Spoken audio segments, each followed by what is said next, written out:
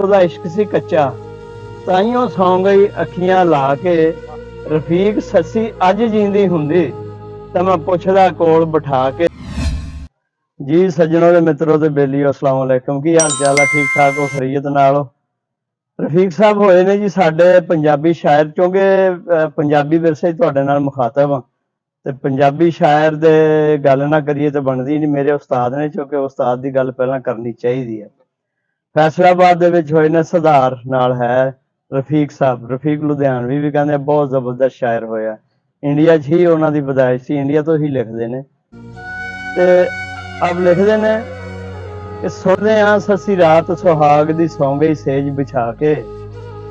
सुनते हाँ ससी रात सुहाग दी सौ गई सेज बिछा के। ऐसी घूक सुती फिर ससी लगे पुन्नू नूं होत उठा के। शायद अजे ओदा इश्क सी कच्चा, ताइयों सौ गई अखियां ला के। रफीक ससी अज जींदी हुंदी तां मैं पुछदा कोल बिठा के। नी लगी वाले तां कदी नहीं अख लाउंदे, तेरी किवें अख लग गई।